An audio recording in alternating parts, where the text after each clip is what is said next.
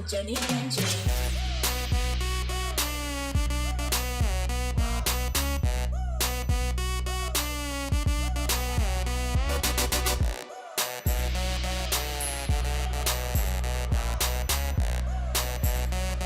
This is the Noonas podcast with Jenny and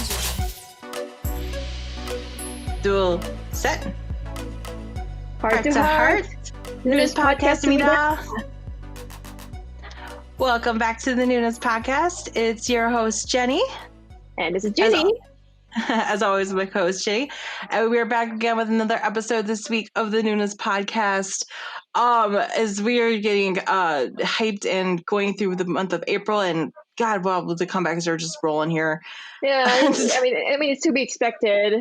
But right, as of now, just having to come before the storm, just just dealing with a bunch of minimal news, right now, and anticipating the big returns.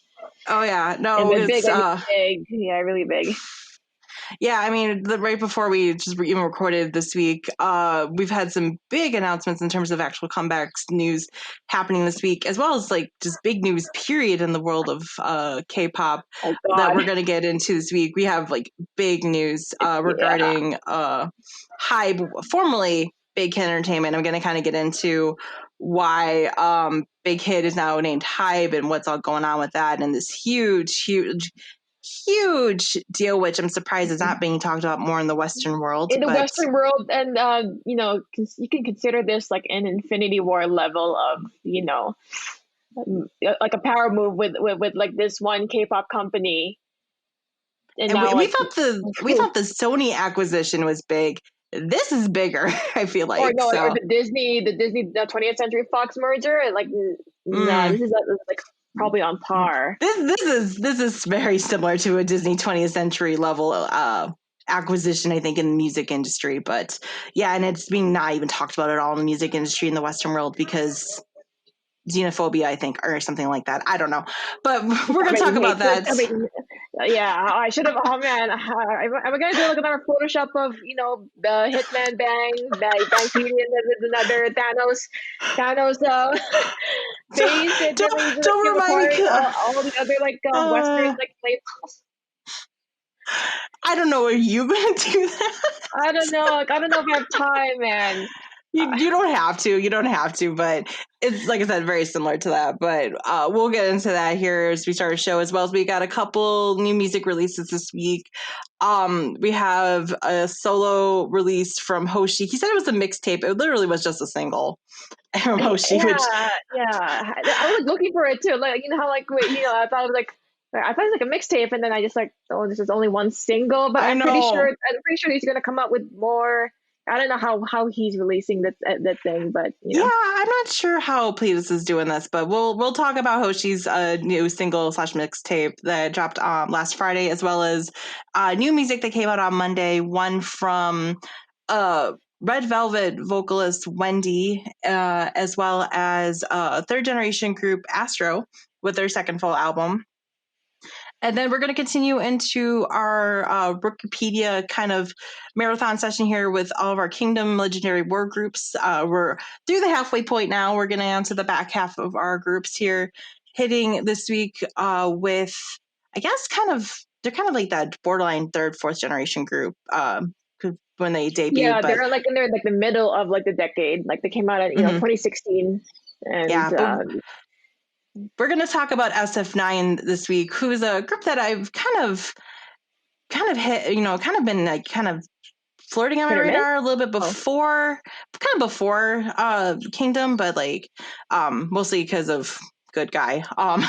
Because that was obviously, the big song of beginning of 2020 for them. But it's kind of interesting to kind of go more into their history and kind of see, I think, what Kingdom's going to bring for them in terms of hopefully success for them this in the survival show, but we'll get to that later. But let's get into this big news first. Let's get into this HYBE. All this K-pop Infinity Wars. Let's get into this HYBE acquisition, shall we? Because this is pretty big news. So this kind of surprised me. I mean, I guess there have been talks about Ithaca Holdings, I guess, getting bought out by other groups for a while now. Ithaca Holdings being owned by infamous Scooter Braun. music manager Scooter Braun, who I know people in the Western world probably know a lot because of Taylor Swift's drama with him. He also manages Justin Bieber, Ariana Grande, Demi Lovato, J Balvin, and many other artists here in the Western world. Well, it was announced on Friday that Ithaca Holdings was bought by HYBE, again, formerly Big Hit Entertainment. I guess. Go ahead. Yeah, it was bought for a grand total of $1 billion. As part of a whole restructuring. So what's going on right now over in Korea? So like I said, HYBE, formerly Big Hit. So Big Hit's kind of going through this whole restructuring currently with all their labels. So again, they've kind of had taken, some labels under the wings like Platus, Source, again, Be-Lift, which is kind of their joint thing with CJE&M, which and Hyphen's under. So they have all these like labels underneath their umbrella, as well as some other industries that they're going under. Like they have their mobile IP that they're working on with like Netmarble, which they have some mobile games that they do under that. Not to mention doing the joint, collaborations with with Weverse and Naver in terms of building a platform of online streaming with their idols and right. we have the recently about this. Yeah, the Weverse, all that stuff with Weverse and stuff. So there's a bunch of different subsidiaries underneath Big Hit. So in a whole kind of restructuring of the company, they decided to basically rename the whole entire umbrella of the company as HYBE, HYBE. And so when we're talking about the whole entire company, now we're talking about HYBE. If we're talking about the labels themselves, the music labels individually, so if you're talking about Big Hit Entertainment, now we're talking, the music label, and we're talking BTS, Tomorrow by Together, Lee Hyun, who's also a soloist who's been with Big Hit for, I think he's been there with 14 years now. He's been with them forever. Yeah. If you're talking Be-Lift, you're talking in Hyphen. If you're talking Platus, you're talking 17 and New West. If you're talking Source, you're talking G-Friend. And so you have all these different... different companies are under one huge being. So it's kind of like this. So it's kind of in a way, I'm quoting my sister on this. Kind of in a way that they don't want Big Hit to be like this really big powerful label that's owning everything. So I think it I guess it's smart for them, or it's logical for them to create another bigger industry HYBE, and then have Big Hit to be be under that that same umbrella. So you don't want to make it seeing that Big Hit is taking over everything. Right. Which I think it makes logical sense in a way in terms of restructuring. So, and like I said, it's a good money-making move too, because in a way, you have all these different ways to make money. I mean, still, the major player in this game is BTS. BTS is still making a shit ton of money for the whole entire company in whole. Yeah. But now with this acquisition with Ithaca Holdings and with all the labels under Ithaca Holdings, so you're getting SB Projects, you're getting Big Machine Label Group, which is a whole bunch of country music artists under that label. So we're getting pop music artists, and you're getting country music, you're getting a little bit Latin with J Balvin, you're getting a bunch of different artists coming underneath this label, not under HYBE, or under HYBE, excuse me. And it's just becoming this huge global company now. And it's kind of become this really fascinating global power move. I think that this South Korean company has made a big move into the Western world, whereas I think other companies have tried before, especially I think in the beginning of the Hallelujah wave in the early teens, especially when we saw things when Gangnam Style was starting to become big. Over here, when we saw some things with Girls' Generation, some other groups trying to make it big over here, and Big Bang and stuff. I know the turntables. Not the turntables. I know how the turntables have, turned. I mean, interesting enough, like Psy actually signed under Ithaca before, like, to try to do his promotion overseas here with some moderate success. CL did too, although she didn't have, I don't think, much success at all when she signed and tried to push her solo stuff over here in the States. So there was some, I think, good and bad. But now there's this interesting synergy because, I mean, to note, like, HYBE is not going to be controlling any, like, Justin Bieber. Yeah, HYBE is not controlling Justin Bieber, Ariana Grande, or Demi Lovato, or J Balvin, or any of these artists. Like, they're still doing their own thing. It's just more of like promotional stuff. Like, it's a good promotional tool for them. I think that they are going to be able to promote like more stuff internationally, especially in like the Eastern market, like, over in Korea and Japan and stuff. Makes sense. And then, but for the Korean artists, are we talking like, again, BTS, Tomorrow by Together, and Hyphen, 17, New West, all these groups? You're talking for them to promote now here in the States and in the Western world. It's just become a lot easier. And like in the words of like Mark, even he's from SF, under SM, the possibilities, anything is possible at this point. But yeah, but what do you think? Do you think there's going to be like some kind of like a negative impact when it comes to this, or do you think it's a very good move for them to do, like, because how, like, when Disney acquired Fox, people are calling it out like it's a monopoly now because they're owning everything. Right. So how different would it be with HYBE doing this? Yeah, I don't know. I mean, I think it depends. I mean, to note too, so Scooter Braun with this big sale, like, obviously made a ton of money and stuff with this and everything. Also now sits on the board of directors at HYBE. So he's going to have somewhat of a say, I guess, in terms of like how things are done. I don't know how much of a share he's going to have in that, but I mean, he's on the board of directors. But I mean, I guess I don't know if it's just more of a credibility thing for K-pop. You know what I mean? In terms of the artists just trying to get more credibility. Because I mean, we saw that. I mean, I guess with the Grammys this year, because like I felt like, again, is K-pop like still considered like not? I don't want to say not credible, like but bad type of thing. It's gonna go away. When people are like moving on from other things. Which, I mean, as we've seen, I don't think people really are. I think while I've been seeing a lot of evidence where apparently in Korea it's not as popular as it was back, say in the early teens, it's becoming more popular worldwide, and it's still getting momentum worldwide. And so I think they need to search for an audience, a more worldwide audience, and this is the move they have to make for them to be able to sustain and be able to make money and to grow. How that's going to work, still have like some kind of influence, in the Western world. Yeah.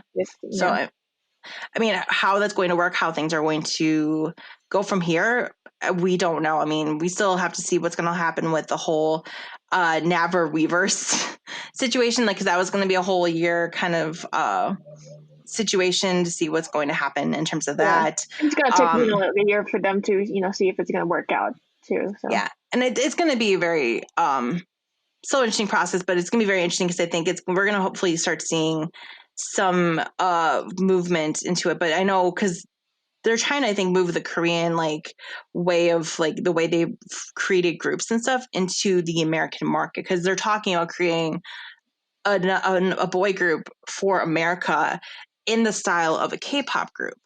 How and if that's going to work, time will tell. We don't know. So that's going to be a very interesting experiment to see, because I don't know how America is going to take that. Yeah, which I guess in like in more the broader Western like mindset, people think they're like over Backstreet Boys, right? Like that's a thing in the past. But with the thing, with like the help of BTS and other K-pop groups becoming so more relevant these days, people, like America, we'll try to find a way to I guess, have that kind of influence again, or like, have that influence and try to translate it into their own demographic and see if they can like revitalize their own, little Backstreet Boys, renaissance in their area. Because I we've seen like a lot of like Western societies trying to copy, or I guess replicate of K-pop success. And we've seen kind of, I don't know if you want to mention this, Jenny, but I think I know what you're going to mention. The thing in the UK, like they try to, oh yeah, attempt to make a girl group, though it's not. They're not of like many of them are not in the Korean, or I guess an Asian race, but they boast themselves into as like we're a UK K-pop group, and like a lot of reactions are like really like yeah, and it wasn't good. Let's put it that way. The music wasn't even that good to begin with. And the production is not on the level as like you see in in Korea as well.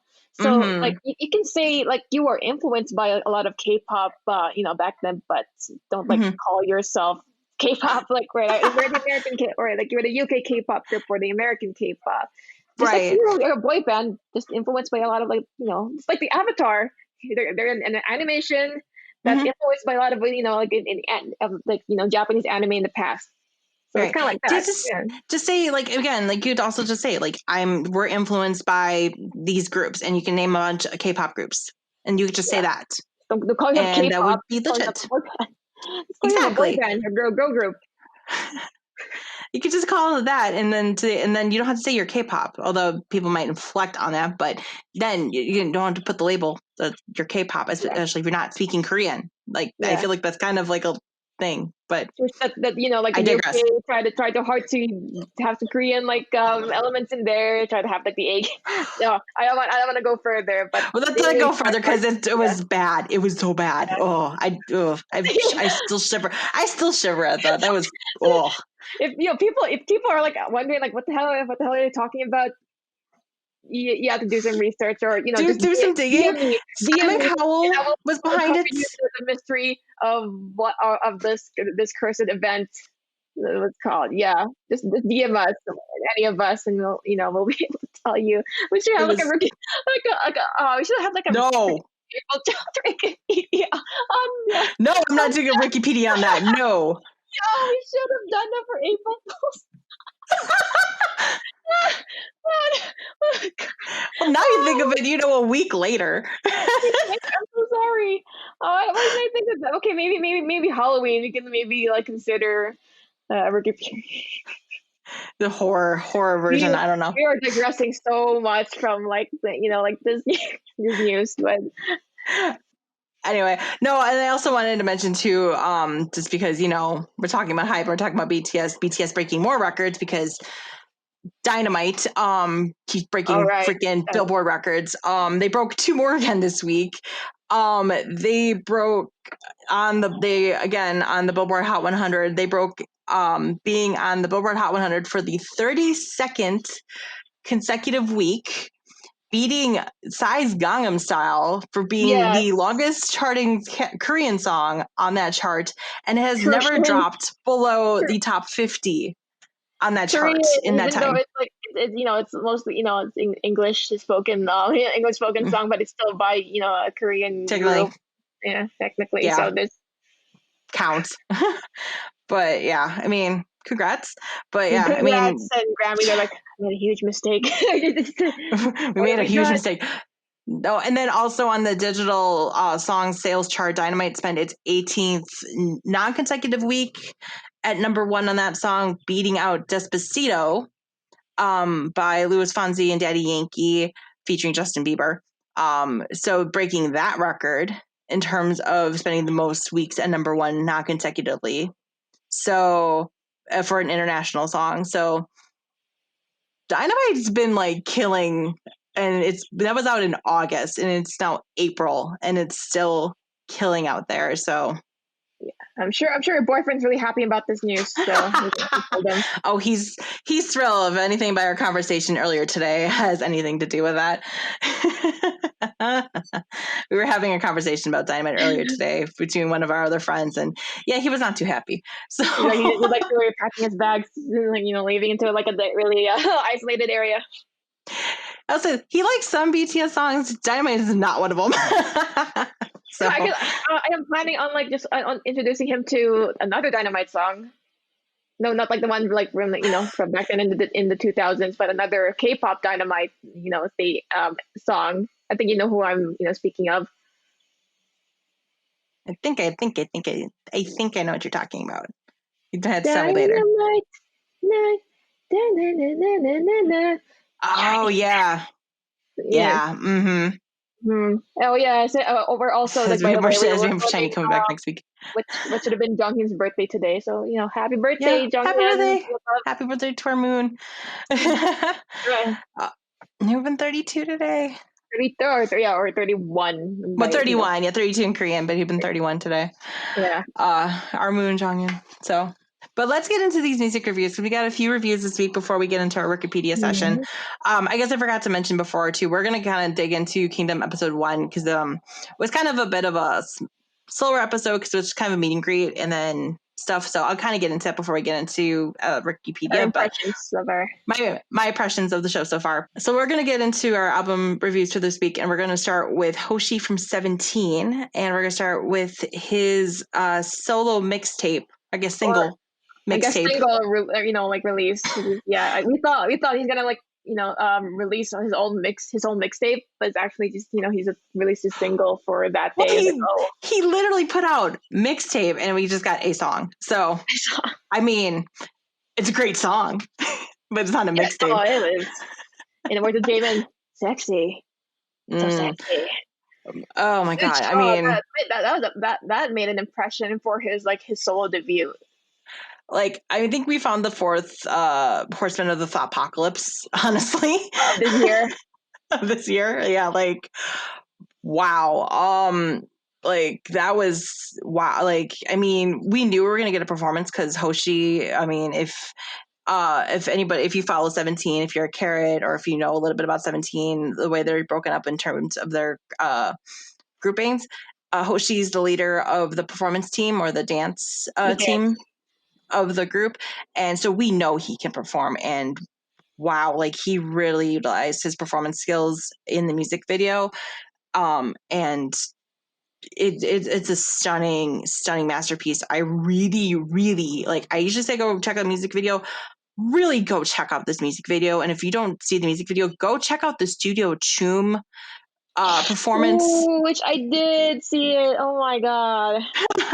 Like, I will say this, like, I have never seen like a performance like this in K-pop with all the pull-up bars, like the way he utilized the stage with the pull-up bars and like having it going in two different directions, like he's going vertical and horizontal. Like, I am blown away. Yeah, I haven't seen that kind of like that utilization of the equipment of the bars since was it Miss A's Hush? Yeah, kiss baby hush hush. Maybe them I'm pretty sure it's them hush hush by Miss A. Think so. I know they use like the bars to do the dance. Yeah, but like, I mean, with him, like you can see like the freaking like control of his body, because like he is literally like doing yeah, like he's hanging and like literally like walking in the air, like holding on like with his arms and stuff. Like, it's some total amazing control with his body. Yeah, and just the utilization too. Like, I find it fascinating that like he's utilizing male and female dancers, and like he's flipping back and forth. That is some bisexual energy that he's done. That is bisexual energy, because like at the second verse when he was like like really performing with a lot of the guys, and him being like entrapped, like showing like the movement of being entrapped and like being like I guess choked out by someone like the male backup dancers. It's like, it looks pretty very suggestive. In an artistic way. I mean, he's really captured like the movements of like the theme of a spider, like him being entrapped by his love interests could be male, female, like desires, it's and not distinguished in the song at all whether it's male or female. It's very, very ambiguous in the song, which Korean is very, very good about being ambiguous in its language, where you don't have a gender either way, so you can insert gender here. But yeah, I mean, Spider, the song, I don't think I mentioned the song title, but it is Spider, and like using the metaphor of like, being caught up in the spider's web and being tied up in the spider's web in many different ways, like, is just, as not just in the like sense in the song, like getting caught up and tied up in this love, we could use it in a very kinky sense too, but like even in like the the visual sense with the choreography, like with the wrapping of the arms around him and with the dancers and stuff, of his hands, the movement of his hands, you can tell like he's a really great performer, and this really captures like the gestures really well. You can see with his hands, it has like like shape like like a spider's legs, and even him like at the beginning when he's just hanging and then he's just like climbing up like like a spider. It's such an amazing, like the movement, and such an, really does it, like hones that portrayal well. Yeah, and we've seen there's like many songs of like K-pop songs of the themes of being caught up in some kind of like really dangerous love affair, but with him, even though he has like similar themes that we've heard before, like BTS's Blood, Sweat and Tears, this one he's able to have like this really groovy feel, and being able to as well as complement with his choreography. It's just it's a really nice refreshing take. Because like I got like a lot of, when I listened to it first, like I got a lot of like Taemin Move vibes with it, like especially how it broke down, like, but he made it like his own, like especially with the way it broke down at the chorus, like I immediately felt like, oh, this is like Taemin's Move. But he made it his own, especially with his voice and with how he has the grooving bass, and just this like kind of like this like strumming guitar. It just kind of feels like this really like sexy, sultry, like it's like a mix dreamy. Dreamy, like a bit of a funky beat to it. It kind of reminds me. It's like a cool balance between Taemin's androgynous like persona and his like and as well as in this music, as well as with Wonho's like really sexy like instrumentals behind, because he uses a lot of like the bass in it. So I know a lot of people I caught like saying they're comparing him to Taemin's. Which I guess it's fair, since Taemin really set the stage with the androgynous like scene, as well as like in the music and in the fashion scene, and you can tell how Hoshi really is inspired, because I think I've heard that he's such a big fan of SHINee and Taemin, so it makes sense that he would like trying to go in that route, as well as being I guess also fluid too with like the gender as well, since I kind of noticed like the way he inflexes his vocal range. It could be something a bit like faint, kind of like Jimin's like like really high pitched voice. So it's like a really faint, like airy tone, feels a bit feminine. But there are times where he would belt out, and it feels more masculine too. And like a bit of a more bass. So it's like a really cool blend into it, like the gender or like the androgynous fluidity in his vocal skills as well. Yeah, I've noticed that, like, especially when he gets more into like the more hip hop, because it is a little bit more hip hop too than like I'd say Taemin in some parts of it, because Hoshi does have a more love and affinity for hip hop.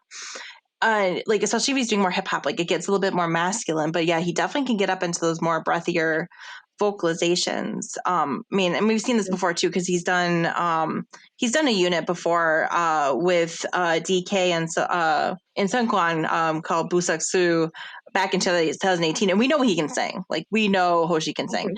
So yeah, it's really kind of refreshing to see like all this like fluidity throughout the music. The theme kind of going back and forth. Yeah. From being kind of breathy and airy to kind of having a bit of a deeper, I won't say it's not raspy, but it's, a bit of a deeper controlled voice.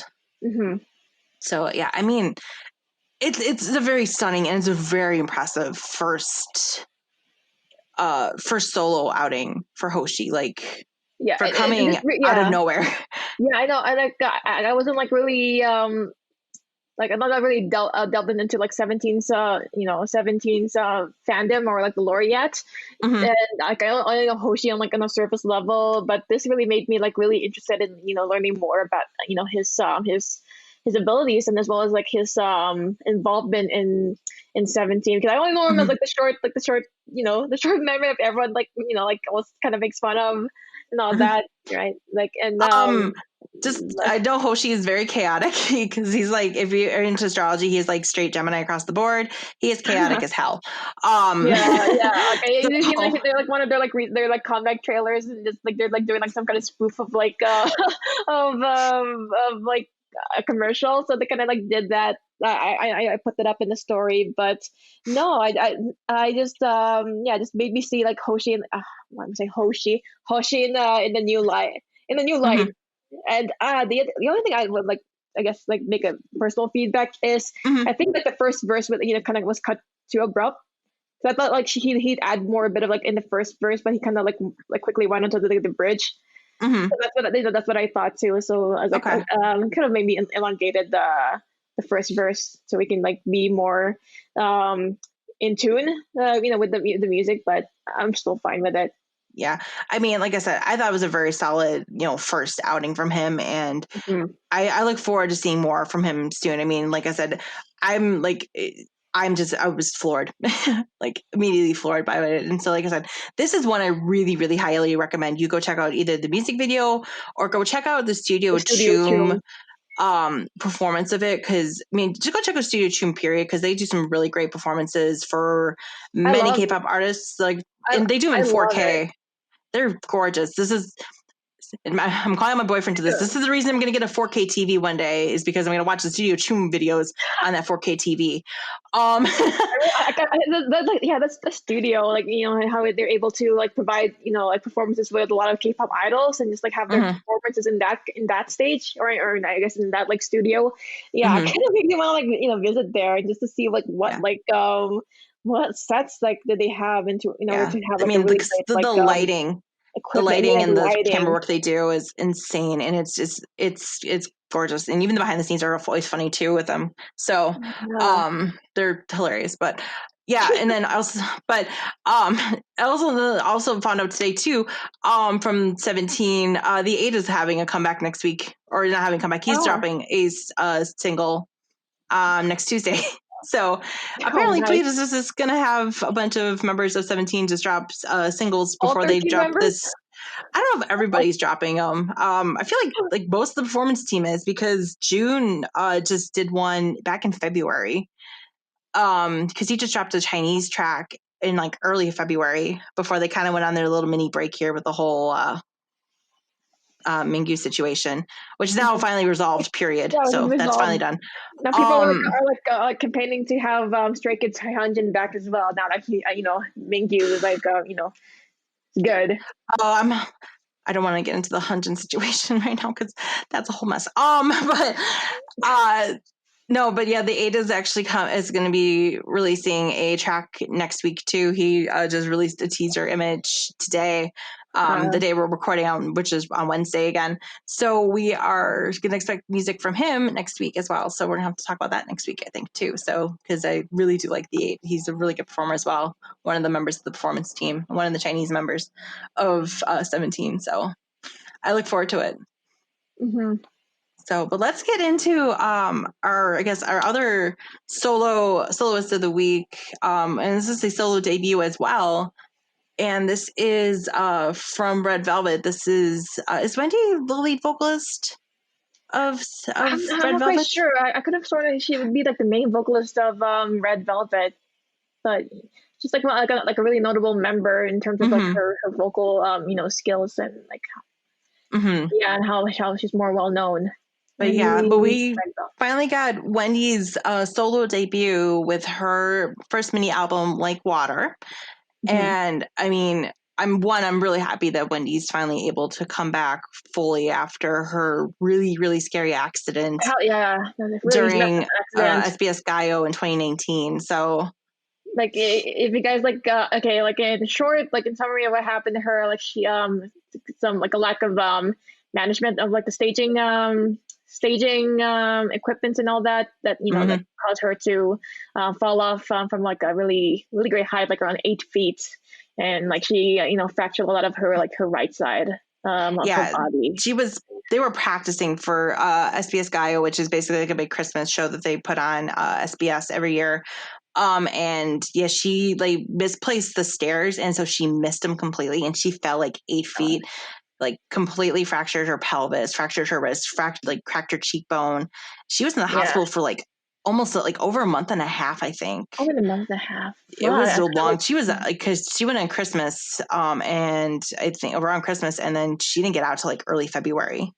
Yeah, that would have been like a really traumatic, like an event or experience for her. Which for me, coming from me, like who's like really scared of heights, and like that's like one of like my greatest fears is to like fall off from like that kind of. It really sucked for Red.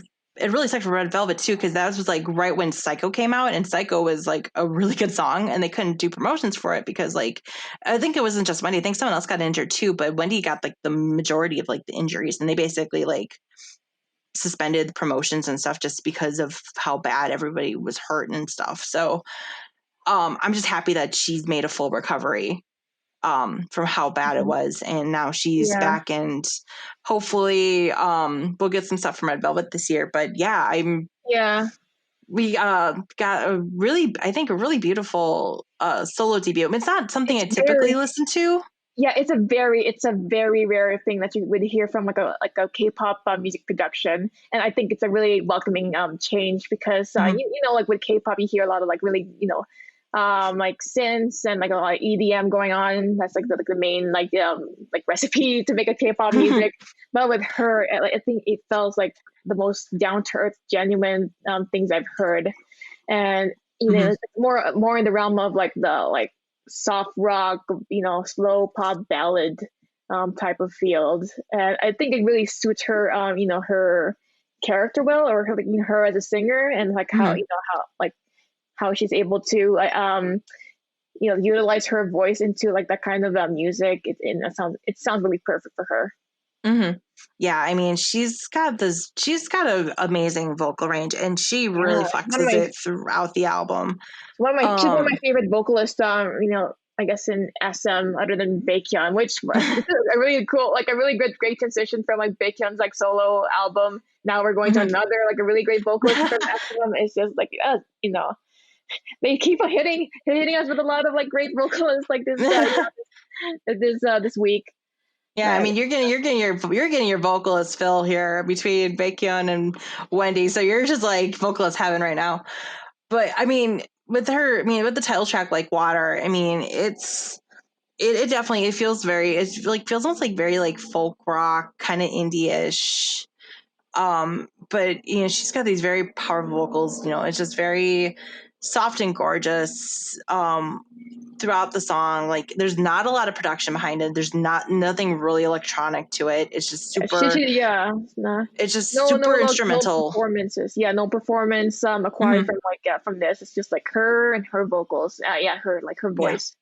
Yeah, it's just you're just here to sit and like enjoy her voice. Like you're going to get a treat. Like if you are really into just like enjoying a singer like at her purest form, like go listen to this album. Go listen to all of like Water. I think you're going to be really, really pleased throughout this whole entire album, because the whole album is like this. There's really not a lot of production behind it. It's very, very clean.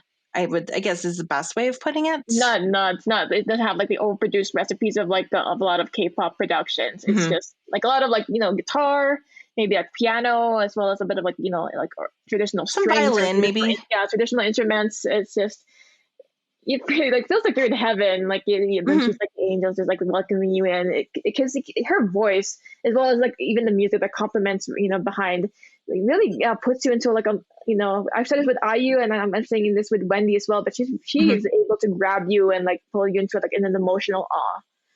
With her music and her voices. It may not be my style, of like what I'd listen to, but I it really like it hits you. It's like, oh my gosh, this is like one of the most beautiful things I've ever heard, and it's just like I'm not saying I went into tears, but I'm just like it can like really blow you up inside. that It, that it's level. it gets something that'll touch you like in your heart and your soul. I feel like if it's music can kind of touch you in that way. It really gets it's like deep into your soul. And yeah, it feels like just throughout the whole entire album, like even I mean even the way the album starts with When This Rain Stops, which also dropped a music video too. Yeah. Like it's just Wendy and the piano, like that's all it is. And like Mm-hmm. it's just gorgeous. Like just again, her range is just stunning. And just like, we know she can sing because she's done a ton of like OSTs for a bunch of dramas and stuff. So we know she can sing, but it's just so nice to like hear. It's just so nice to hear her voice just stripped, and not have to worry about all the electronic production around it. Not that there's a ton of usually electronic production around like OSTs. Usually a little more stripped down than like your traditional K-pop song. But there's sometimes a little bit of production depending on the song. But this is just like, again, it's just like vocals in its purest form. Very little instrumentation. Just again, like it's either just guitar, piano, strings, and that's it. And it just feels very, very like indie folk rock. Yeah, I think it might be a comparison because I haven't listened to like this other party, but I think this is what I want with like a Taylor Swift production when it comes to like the folk rock, folk ballad type of level, like that kind of this kind of like really great singing range as well as like like the instrumentals at the back, and I also like on the really nice motifs too, like a visual motifs with like the idea or like the symbols of water, I guess, because she kind of has like the consistency of mentioning these kinds of elements into some of her songs, like the rain and then also like water, even like even the album itself and how it looks like. It's just really makes you like feel like you're wanting to go out into the wilderness and just like appreciate like nature. It kind of makes you feel like you want to go stand like outside like in the rain, like after like a rainstorm, or just like as the rain like it's just starting to slowly finish. Just like as it's just like finishing, like like the cliche, like you saying in the rain in a drama, like it kind of feels like that, but in a good way. Like struck by lightning. No, I'm not gonna get struck by lightning, but I mean, I mean, like I said, this is not typically something I would like go out of my way to listen to, but I'm really happy I did listen to it because she just has such amazing vocals. Like I cannot strive how much her vocals are so good on this album. Like I'm really glad the accident really changed what happened to her, and she's able to she still has it. And I really hope she's able to like I guess move again. I perform. I forgot like what happened in the SM concert, but hopefully she's able to I guess like be active or physically active and still have like a really good perfect health. Me too. Yeah, I mean, we haven't heard anything in terms of Red Velvet, in terms of like comebacks with them. Obviously, they've been doing more subunits because we had Irene and Slugi, who also, to mention, Slugi actually who had actually did a feature on here with her with Wendy for the last song, Best Friend. Which I kind of find funny with me because I couldn't tell like who's singing who because I didn't see the lyric version. I was like, okay, who's singing? Because they really have like really great voice and like their like their skills or like their vocal range really sounds similar. I was like, okay, who's singing who? I don't know. But they sound beautiful though.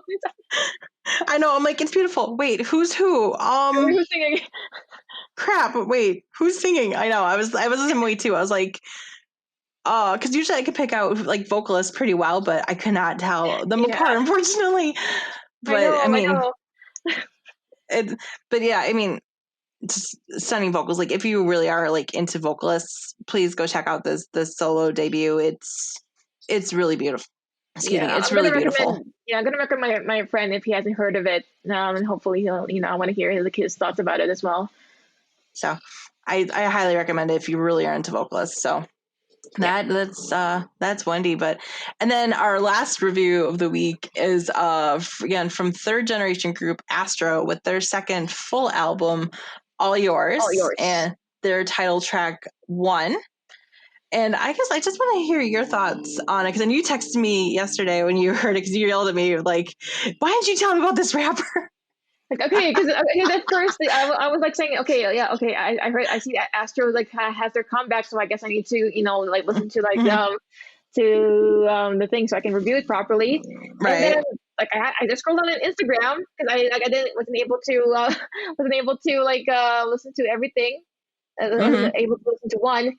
And then I saw like the clip of Rocky, like one of the rappers, Rocky, doing it like one of the fastest raps I've ever heard. And I'm like, Hmm. what the hell? And then I was like, I texted you, what the hell? Why did you tell me about this? And yeah, and so when I listened to like the whole thing, I was like, I was just waiting for like to hear that rap like go down, but with the rest I was just, you know, Yeah. I find it like, I find it fine. I think it's like, it's part of like the playlist I would like listen to as background music type of oh, okay, as a title track. Yeah. I Yeah, mean, I it's got super hyped by that rap. If they like use that clip in for their trailers, I think that would have like pulled many people in. Like, what the hell is this? What is this? What is this rapping? What is the flow? Sick flow. But other than that, I find it like the overall of song okay. I will say this. It's pretty for me, pretty generic third gen group. Like nothing. Um, Well, I third don't. gen. Yeah, third gen. I think I put on my notes. I think it's like I think we're hitting like the kind of like saturation or like Mhm. a trope right now with a lot of fourth gen boy group members because a lot of like the visuals in there Mhm. has like the really aerodynamic futuristic cyberpunk type of feel as Yeah, well as the music being like sounds really EDM futuristic. because I was gonna Like, say it had some vibes of like Super M to me. Some of mm, the like a little bit NCT Super M. So I'm like, yeah, I'm like this is trying to yeah, feel a yeah, little. It's trying to feel a little derivative. A little bit yeah, like I know they're maybe trying to maybe branch out a little bit into some kind of EDM, but yeah, it yeah. just felt like very derivative of what we've been hearing. Like it wasn't anything unique or special. Like outside of Rocky's rap, Rocky's insane flow and speed, the rest of it just felt like very I can hear this from like any other K-pop song out there. Yeah, yeah. Like Um, like yeah. Yeah, and then but when I listen to like the rest of the album, I kind of have like the feel that like the rest of the album except for one has feels more like the going back to a bit of like the 90s or a bit of the early 2000s like either boy band or just like a pop sound to it because it Hmm. feels like a lot of them feels like very old school in terms of how it sounds like. And Hmm. I'm just like kind of wondering, man, why couldn't they have that thing with one? Just like maybe have like the kind of music that has like the really retro like or like old school 90s 2000s pop Hmm. level, and maybe not like rely too much on like the futuristic visuals that we keep on seeing right now in a lot of boy groups in Hmm. K-pop. So I'm saying the potential. The rest of the songs, still I wouldn't like go back and listen to it again. Hmm. But maybe they could have the potential to have like the more retro feel into it, or the more of like the old school vibe.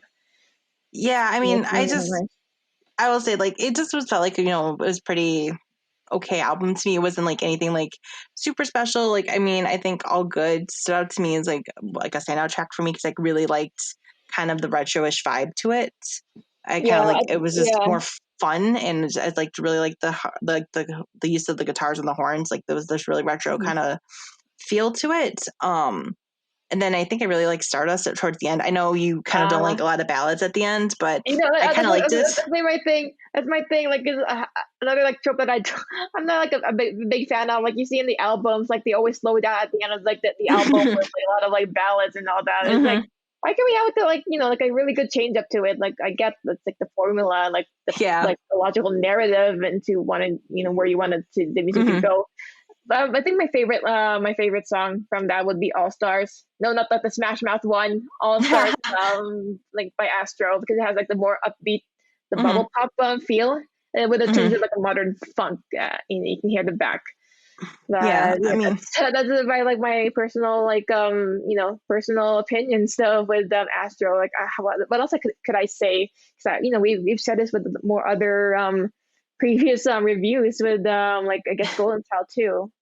Yeah, like kind of like Identity. Golden Child and kind of with what One Us was just One Us was just all over the board in terms of what they were like. We were just like Yeah, kind of cribbing from everybody and trying to find something, and it was just yeah, like, what are you guys doing? I mean, Astro's been around since 2016, so like they've been around the block a few times. They've had a couple number ones and stuff. So, I mean, Aroha's probably are going to enjoy it for what it is, but I mean, I'm not a super into Astro. Like I can't call myself an Aroha, but I know a couple of their songs, but like it's just like I said, this felt very derivative to me, and it's it's just kind there. of It's just there, and it's like another like run of the mill, K-pop sounding, boy group. mm-hmm.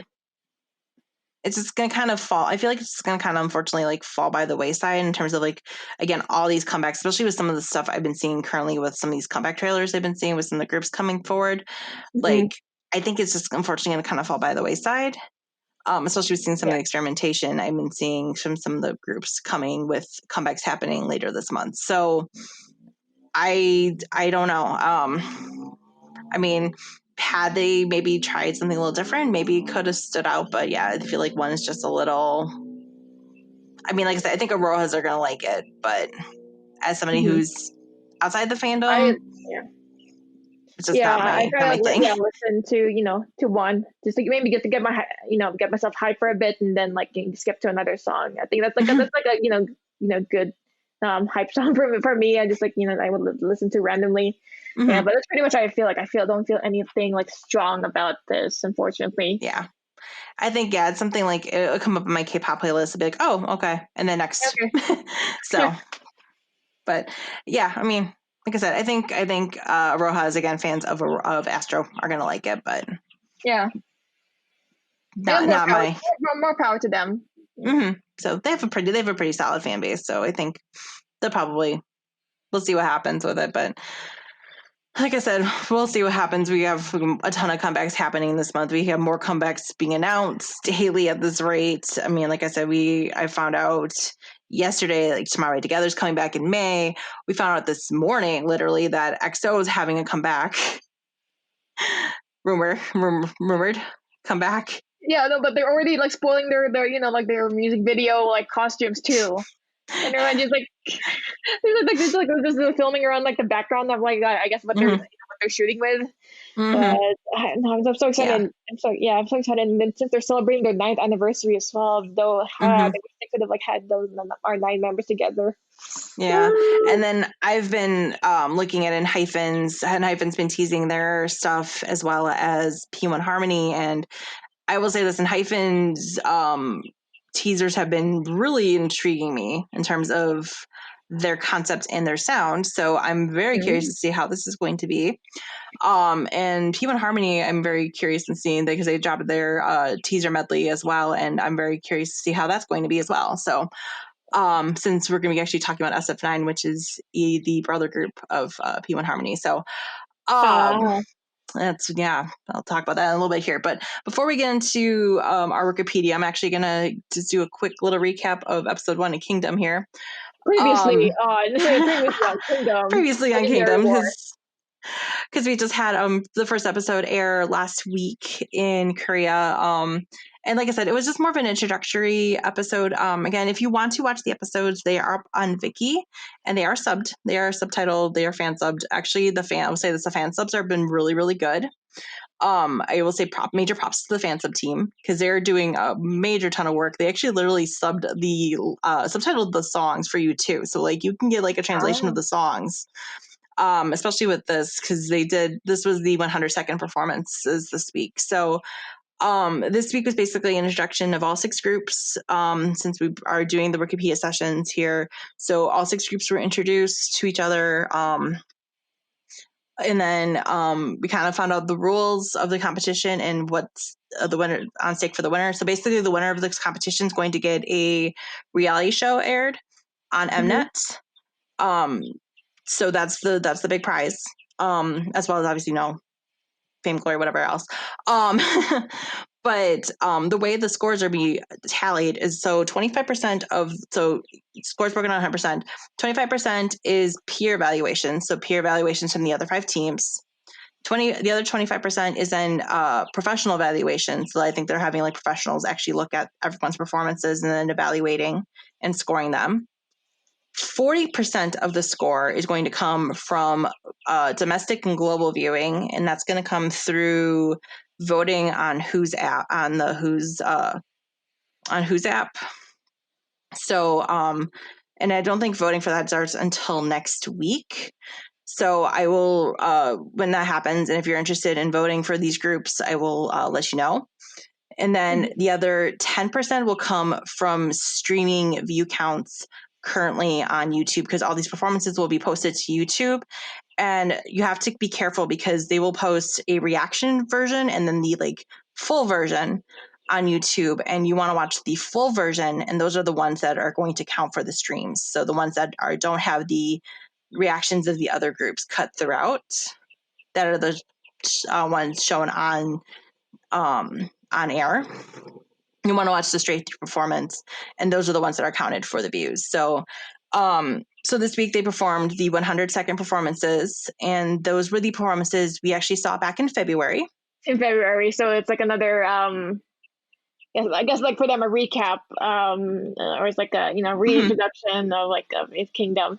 Yeah. So for those of you who did get up as early as I did to watch the actual the 15-minute live stream of them doing the performances, where they basically had one shot, one take of these performances, you guys finally got to see all 6 performances. And then then the episode basically kind of ended on a cliffhanger. So we found out they were revealing the scores or the total votes. And so the winner of these 100-second performances are going to get a bonus 1,000 points towards the first round. And also the winner of the 100-second performances is also going to choose the order of who performs in terms of the first round of performances, which is going to be the upcoming episode, which airs tomorrow in terms of when we're recording this episode on Kingdoms. So we know 5th, 4th, and 3rd. And so I'm going to reveal who got what places, because they revealed that on the show. So spoiler alert, spoiler alert, spoiler alert, spoiler alert. So in 5th place was ATs. And this is again, this is according to this is all fan voted. This was fan voted. This wasn't any kind of professional anything done. This was all fan voted. So 5th place was ATs, 4th place was SF9, and 3rd place was B2B. I will say the votes were very, very close. They said there were about 3 million votes cast. It was about 3.3 million votes cast. And ATs, I think, had about 500,000. I think SF9 had 510.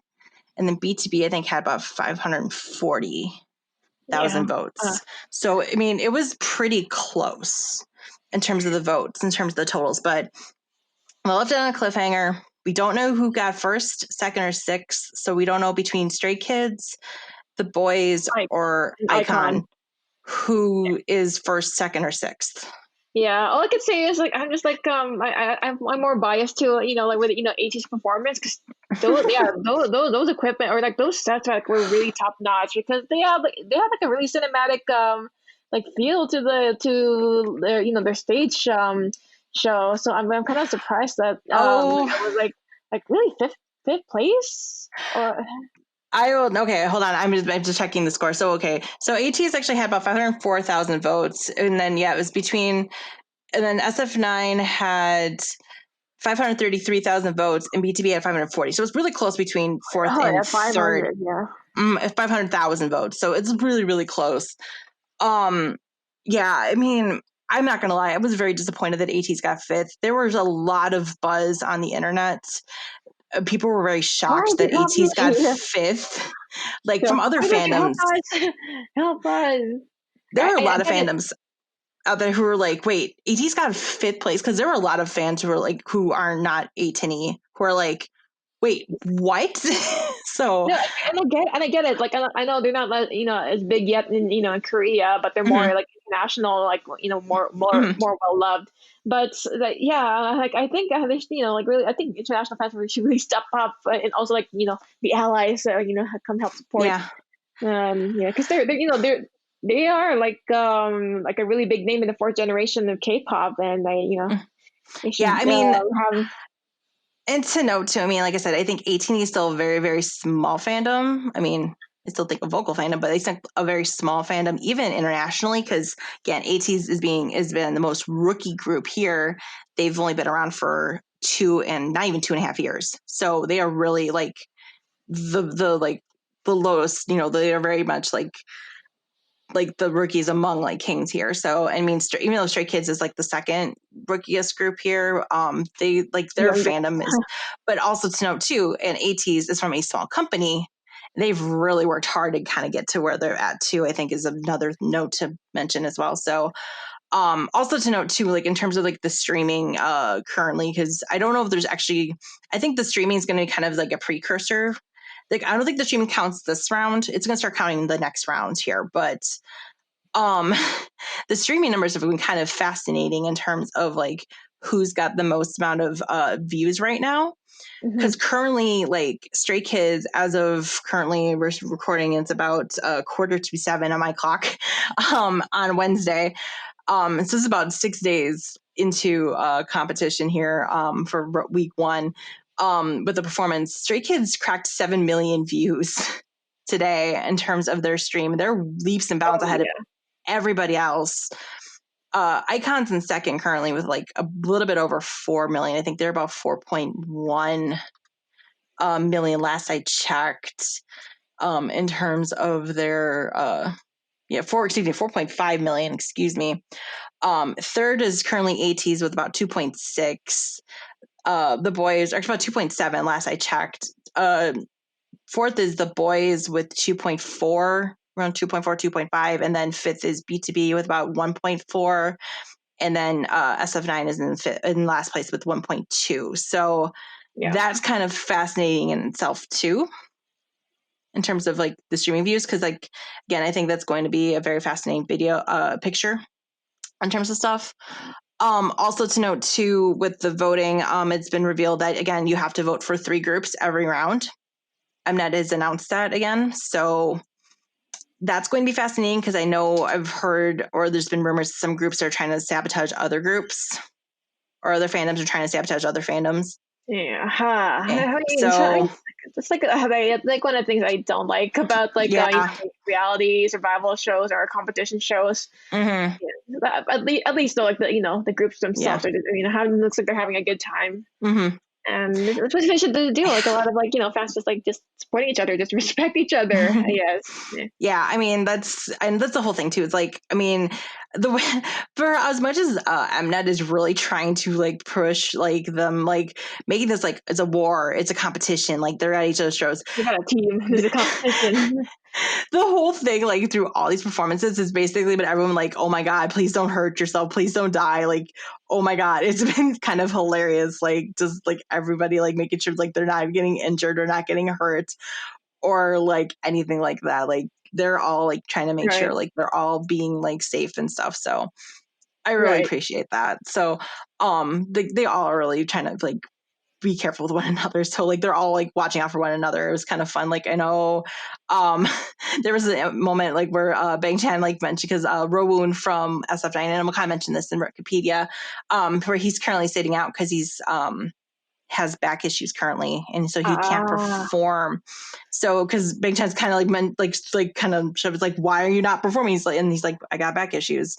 So and then just like other people just making sure like they're not hurt, being careful. Like I know there was a moment during Stray Kids performance when they were practicing where Felix he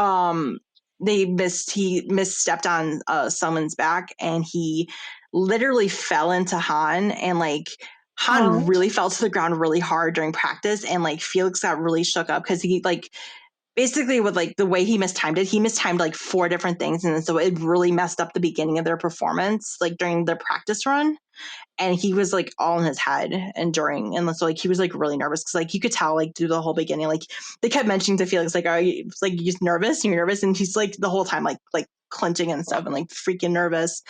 And then the performance comes in and he just freaking nails it. So, but yeah, I mean, we're gonna get that. Also, just shout out to all the intergroup friendships currently right now. So, No, it's not like who gets to who gets the crown and gets to win in this competition. More like who is going to win the heart of Wu Yang, because it seems like to be like currently like what they're fighting for in terms of like who gets to become like Wu Yang's best friend in this show.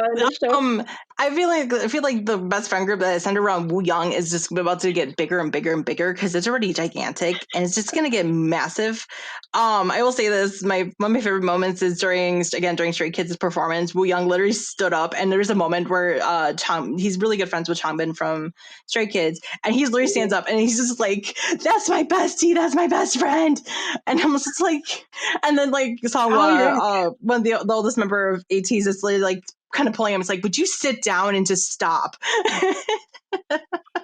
And then like literally they get done with the performance and they're coming back to sit down, and like literally like Wu Yang and Tamen are bickering, and like Wu Yang's talking to him informally, and someone's just like kind of like again pulling at him. It's like, he is your senior here, you need to talk to him like professionally, because they're like in public.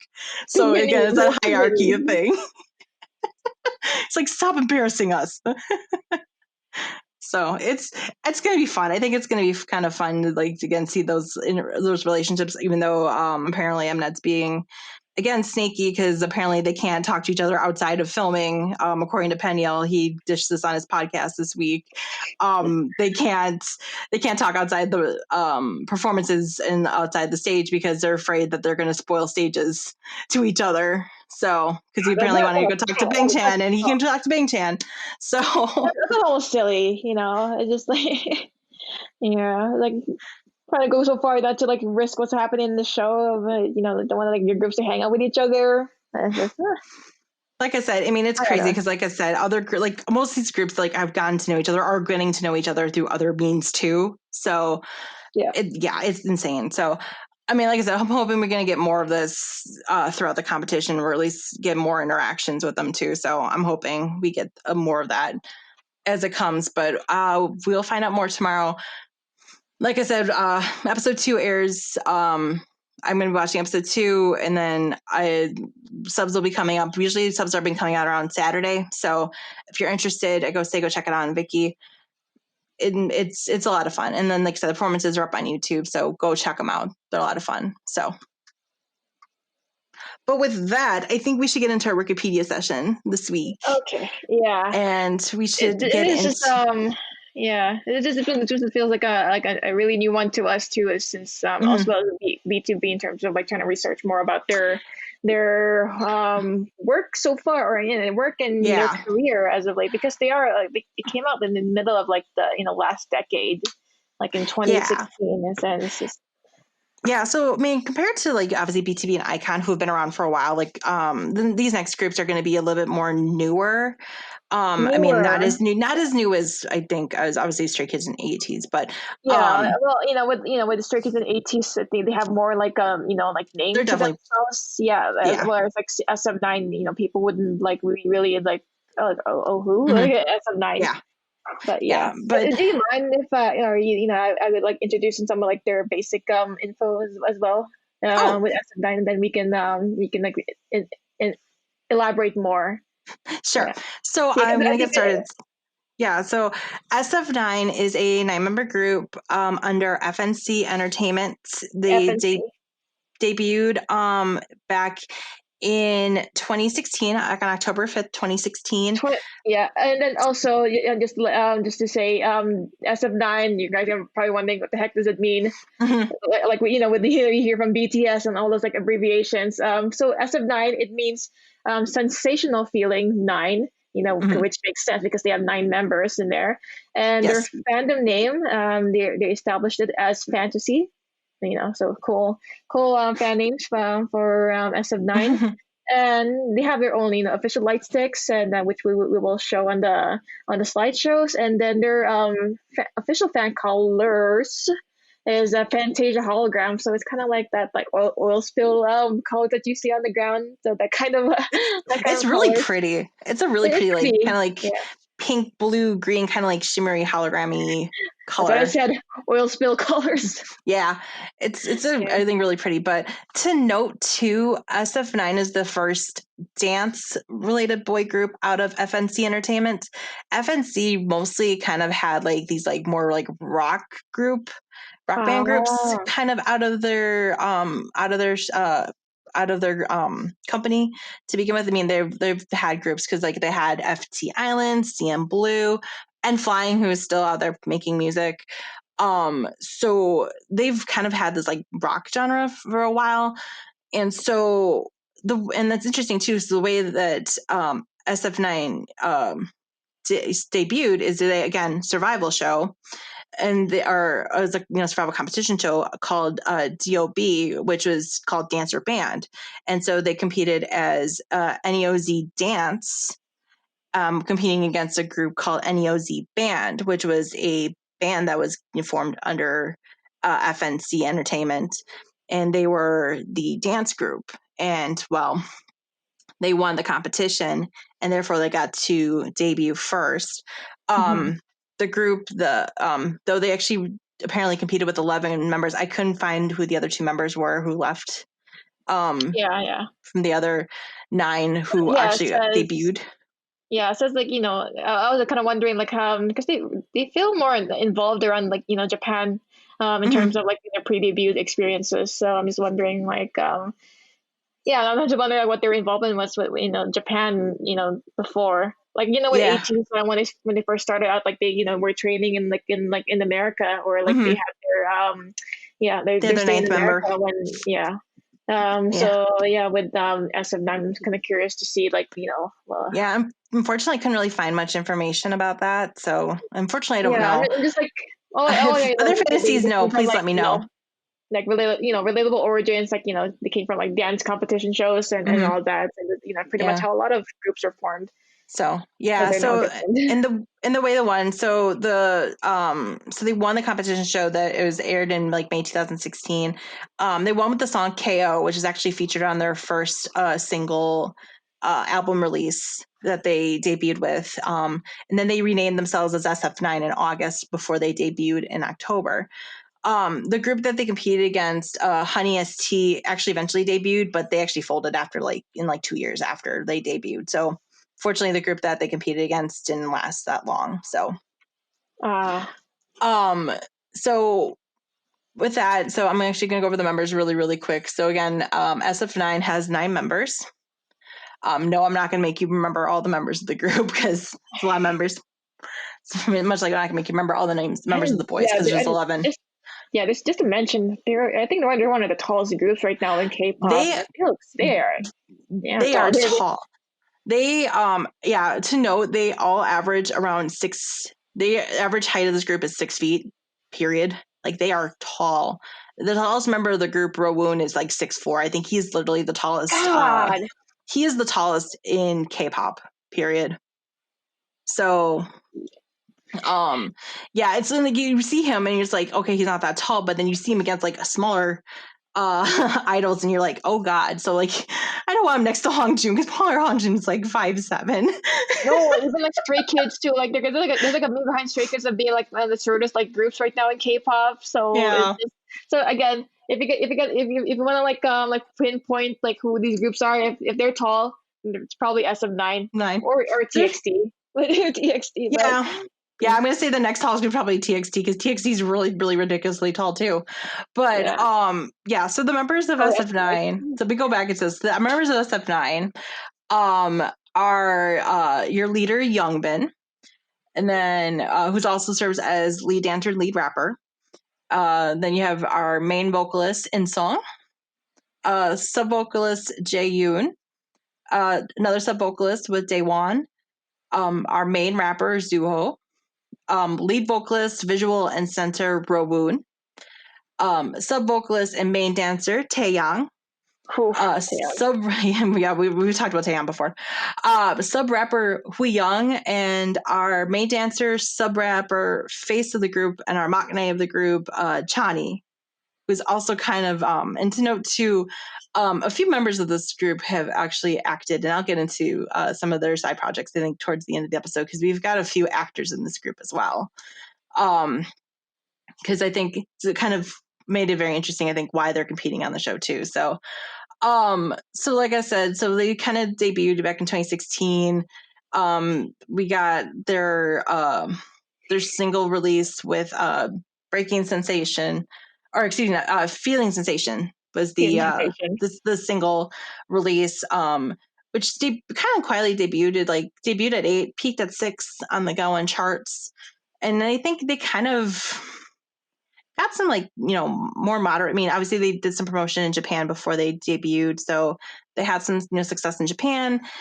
They had some success here in the States too, because they did some stints at KCON in 2017 and in 2019.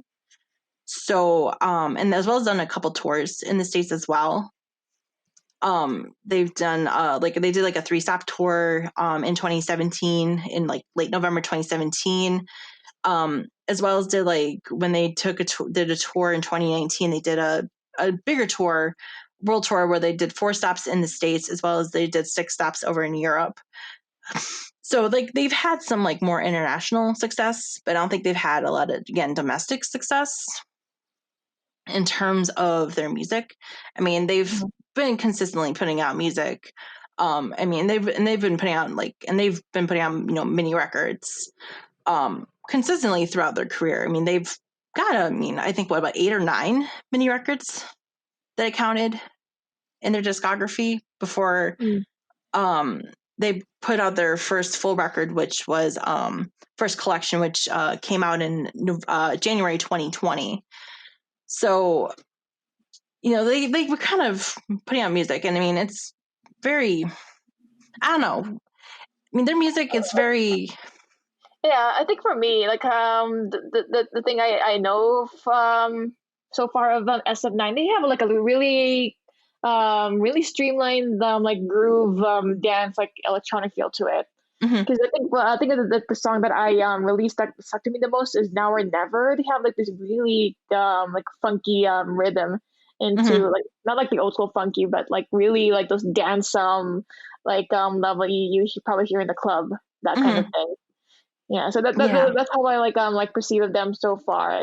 But yeah, so far I'm not entirely familiar with their career so far, because I think they're pretty much they have their own a very straightforward career. Just these guys trying to make it out in the K-pop industry. Yeah, I mean, unfortunately they're not unfortunately not really well known so far. They're maybe I think they're a B, I guess for me, a B least tier type of I mean, group. FNC is not a big agency. I mean, they've had some moderate success. I mean, there's other actors and other entertainers out of FNC, so there is some name recognition in that respect.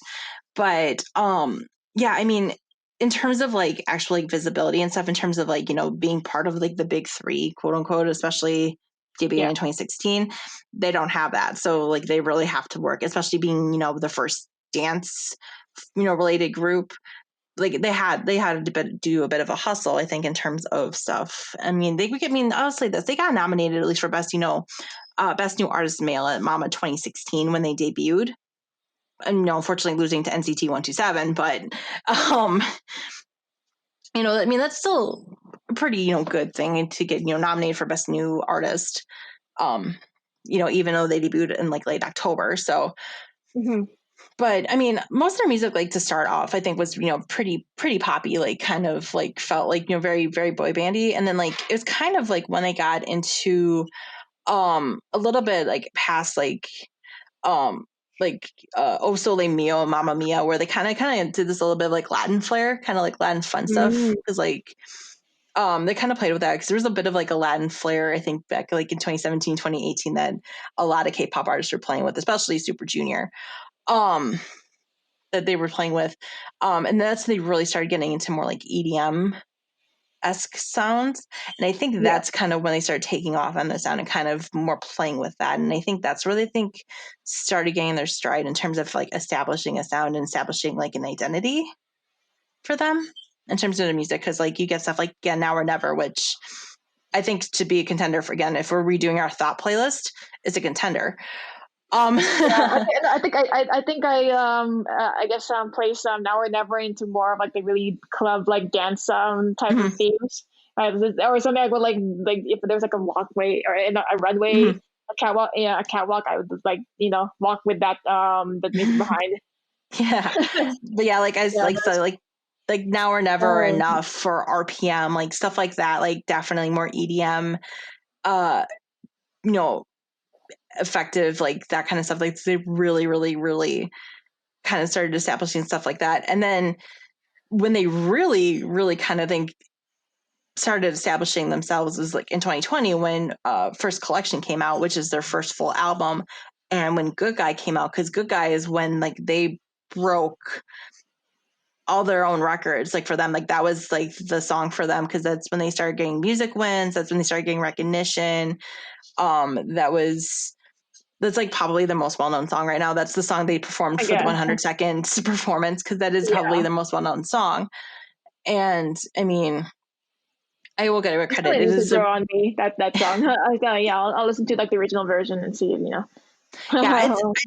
it's a really good song. Like, I mean, I will be slightly salty that it did beat Answer, and Answer got no wins that era. But anyway, slightly salty. But I mean, again, for a group that had been around for almost, for that point, 3+ years, and that was their first music show win. Like, I mean, the hustle is real. And like for them, like I to see them like literally breaking down stage crying when they finally got their first win, like that means a ton to them. So like, I bet to finally get that success is big. And like they're finally like kind of getting to like that point where they're finally kind of achieving some success and finally getting some like recognition. I mean, to the point, even Good Guy got nominated finally at Mellon this past year for best dance song male, which lost to Dynamite because Dynamite. Obviously. Yeah. So no surprise there. No surprise. But I mean, it's just, I mean, it feels like, they're finally kind of getting that. I mean, they've kind of like gotten back into this EDM bit style too. And I feel like they're kind of flirting. They kind of flirt again between that like third, fourth generation sound, because it's kind of that era where they're sitting at, where they're like the tail end of the third generation, where, we have these more like, third generation dealing with these really emotional like songs and sounds. And then, fourth generation definitely dealing with like more like, production and electronic and EDM stuff that we see.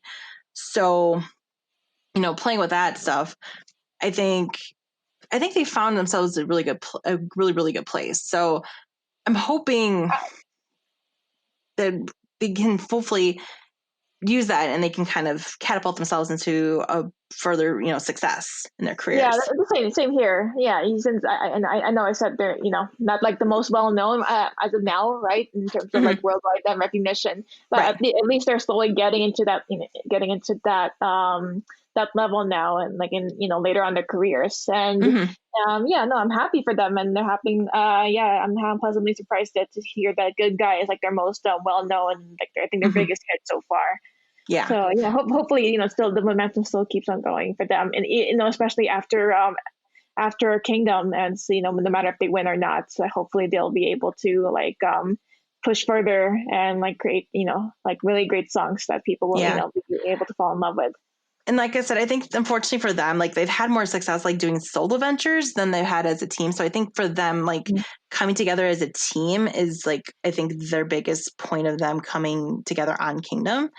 For example, two of the members of the group, Rowoon and Chani, are becoming two really, really well-known actors in the K-drama scene. Rowoon and Chani. Rowoon and Chani, yeah. Rowoon, like I said, is currently sitting out of the competition. Like, he's still kind of showing up on occasion, I think, to support his members when he can, because he's been shooting. And he's also literally, like this week, I just also saw he got rumored to be starring in another drama or movie. I can't remember right now, but it's like, sir, you need to slow down because like he's currently suffering from a back injury, Back, man. and it's like, sir, you I need don't to like slow what down. idols are like, hey, got like getting back problems at an early age. Yeah, I know it's like hard for them because like you're doing a lot of like performances, right? But you know, yeah, but they're he, 20s, yeah. but Robo really, really skyrocketed into stardom back in 2019 on NBC's drama Extraordinary You, which is a really, really good K-drama. To the point that he actually won. He got nominated for Best Couple with a couple of his co-stars, and actually was awarded Best New Actor that year. Cool. And then he also just is in a current drama that's airing or just aired. I think it just finished airing. It was early this year on JTBC called She Would Never Know. So like he's been in a few dramas recently. So like he's been really up and coming. I think he's, like I said, being rumored in either a movie or drama again. So like he's been really busy working in the actor scene. So like he's just really kind of just been crazy on the acting scene, as well as, and then Chani, whose real name is Kang Chan-hee, is a really, really, who actually started as a child actor. It's been continuing his acting career. Is his big claim to fame is he was on Sky Castle, which was a really, really, really big K-drama that aired back when the Sky Castle aired, like late 2018, early 2019, which kind of deals with like kind of like the education system, like some of the like, again, rich people being horrible, and kind of doing some classism and stuff. But like he was like one of the sons, and like he's really, really good in it. Like he's really, really, really good. He's one of like he's a very, very good actor, period. I will say this. I should look into those. So I should look into their filmographies. Yeah, no, I really highly recommend Sky Castle because Sky Castle is really good. He was also just in True Beauty as a cameo, which True Beauty is supposed to be really, really good K-drama. Chani's also supposed to be in Imitation as well. That was the K-drama I was talking about with 80s. He's actually I think he serves as kind of like one of the foils to one of the main leads, the main lead of the show, because he kind of serves as like the rival who formerly left one of the groups. And so I'm actually kind of curious to see how that is, as well as one of the 4 other members of SF9, Hui Young, Hui Young and Chani are pretty close in the group. He's also in the show as well, and he actually, I've heard Hui Young and Jong Ho from ATEEZ have gotten really, really close. So I've heard like all the members who are portraying the group Shax on Imitation have gotten really close with one another through filming. So which makes my heart happy. So yeah, looking forward to kind of seeing like this. I'm really looking forward to seeing Imitation air when that airs in May, because it actually got moved to May now, officially.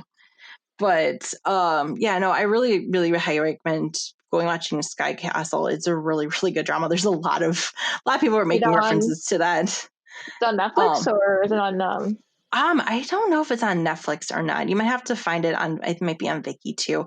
Or I'm sure there's ways to find it, probably not legally, but I'm trying to think what else.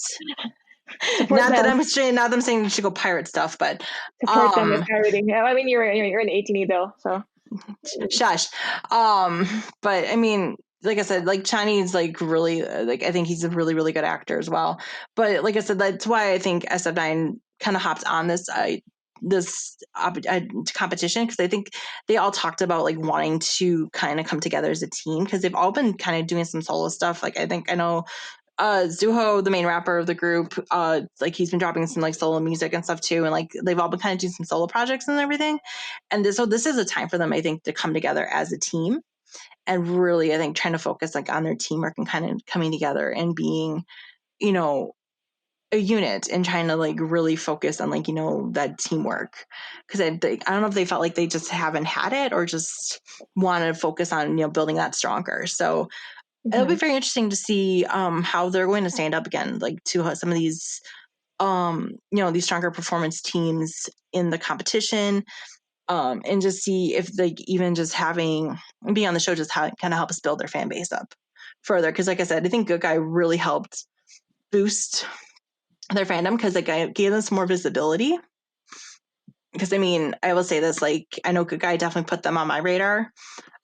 Especially the song that came out the summer, Summer Breeze, which I really enjoy too. Definitely put them on my radar. So this I'm hoping this will actually keep them on people's radar and hopefully keep their fandom growing. So Right. that's what I'm hoping for from them. So, but yeah, I don't have much more to talk about, unfortunately.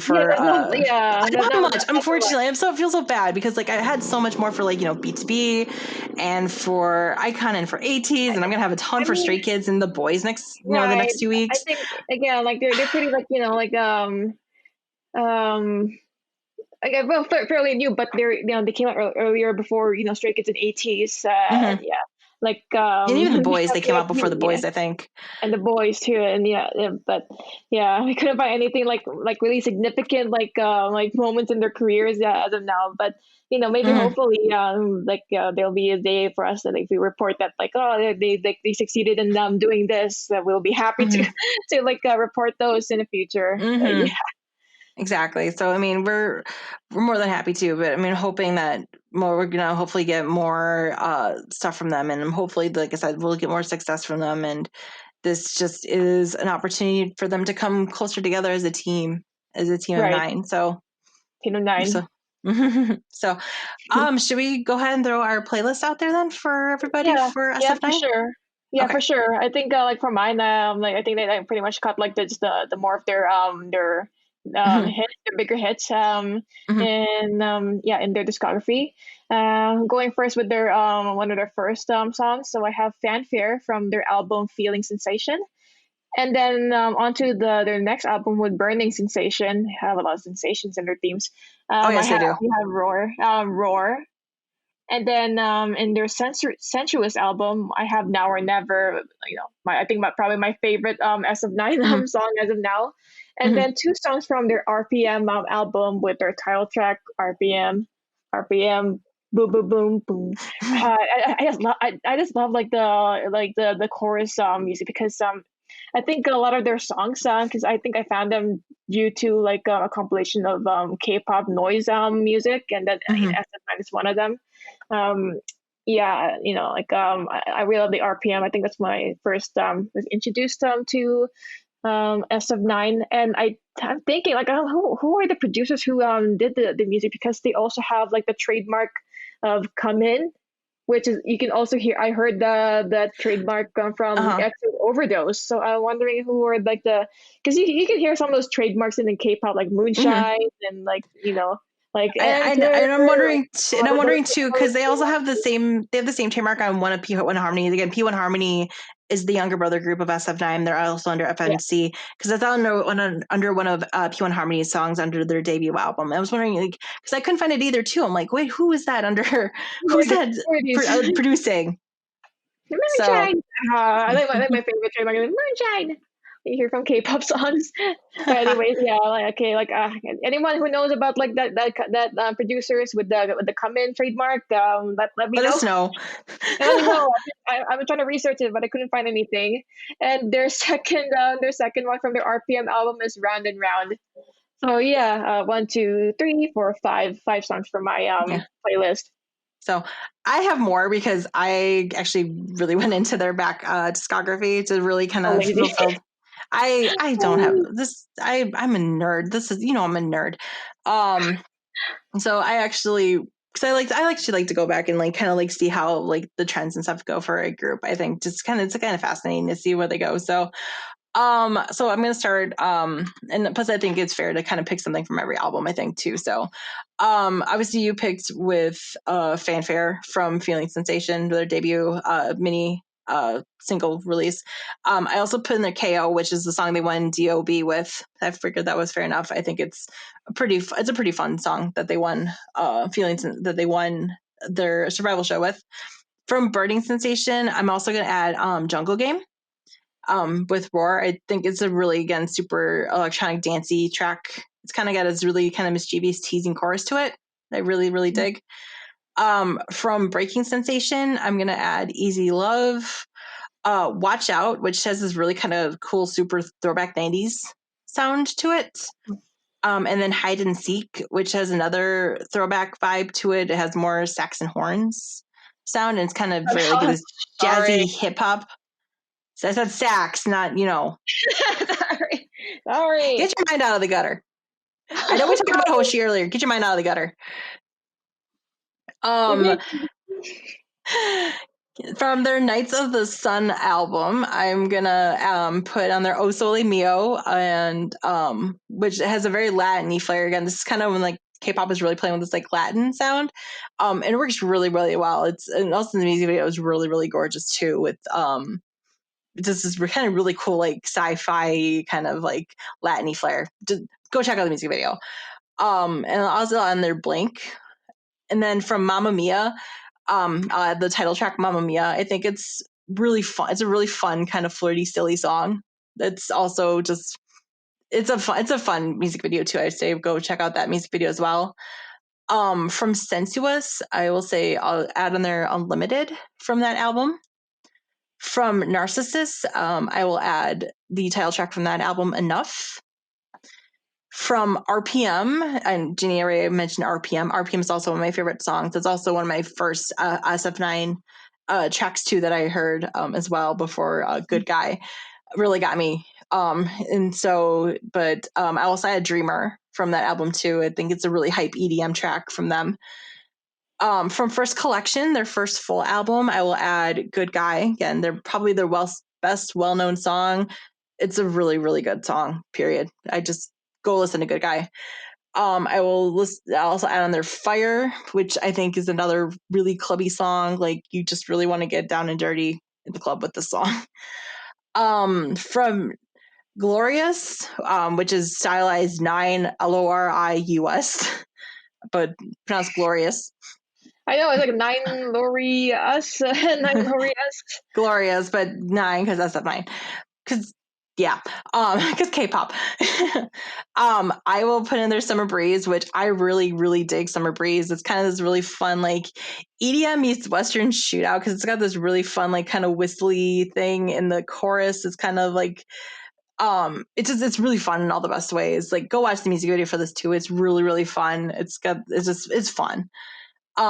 And then I also add there My Story, My Song, which I somehow find like the most beautiful song a group does and always gets me.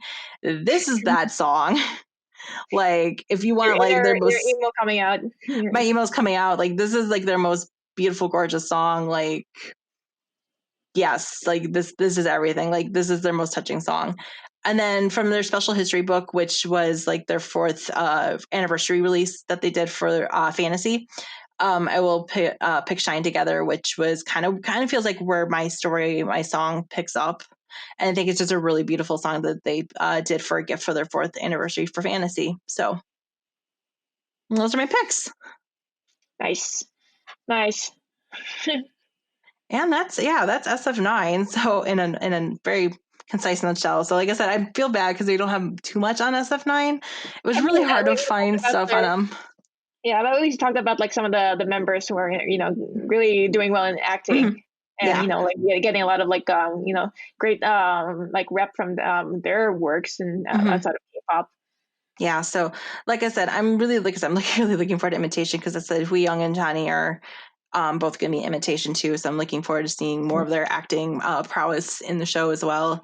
Because the show has like a lot of really good actors in it, so it's gonna be fun. I mean, it's only fortunately 12 episodes long, I found out. So okay, fair. So it's a pretty concise show. I think it's only like an hour-long drama, so it should be pretty fun show. Especially if the webtoon is anything to go from it, so it should be pretty fun. But I mean, that's it for this week's episode of the show. I mean, we don't have much for next week. I mean, in terms of comebacks, I mean, well, we have Super M has drops their music it's video. Not a single, though, and for It's like a single. It's a promotional single. It's gonna be one of the last that Baekhyun, other than his EXO comeback, was involved in. Also, Yeah, we which also sorry. but we also have Shiny drop their repackage next week Oh, yeah, too. the repackage of Mm-hmm. Atlantis. Oh, and also Wheein drops her solo stuff next week too. I've been seeing her Oh, teaser stuff. right. Yeah. We might have to talk about Wheein's from Mamamoo, her solo comeback. So that might be a big thing we talk about next week. So we might have to talk about Shiny and Wheein next week. That'll probably be a good chunk of the show before we talk about Stray Kids and will Shiny also like have like kind of a new single to release in terms of their?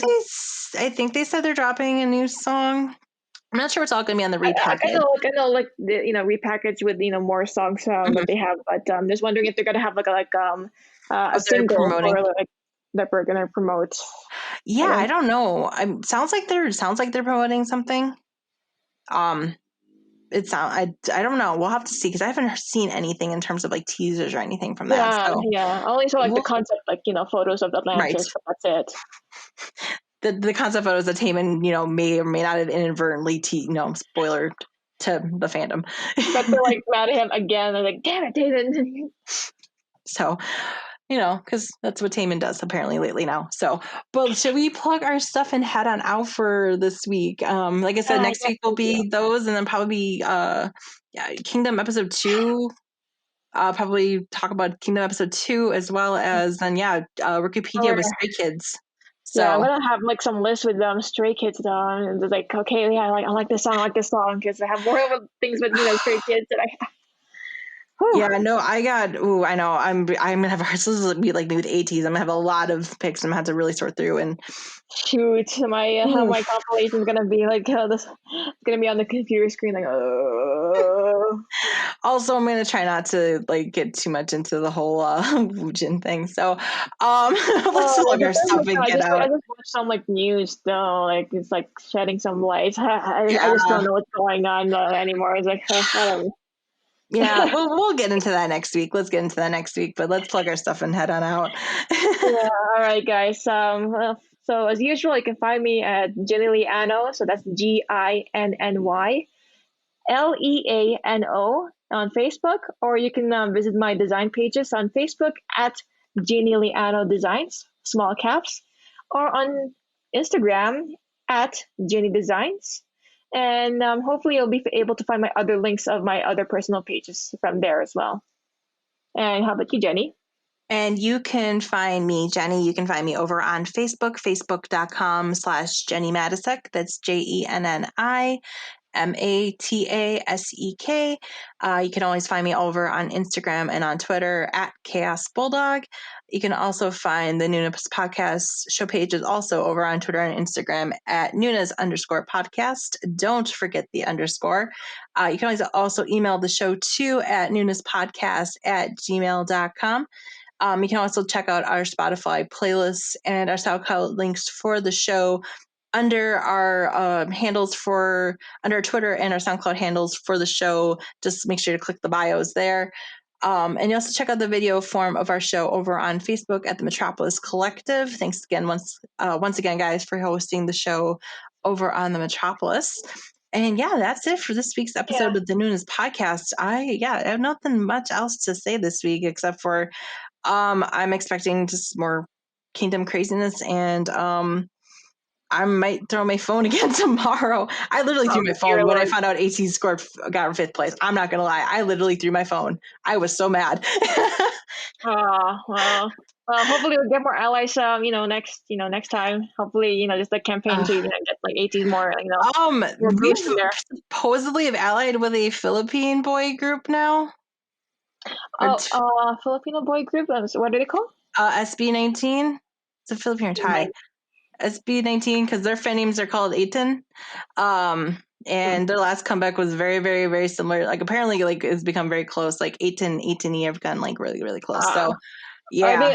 Are they associated in a K-pop company, or it isn't like from the Philippines?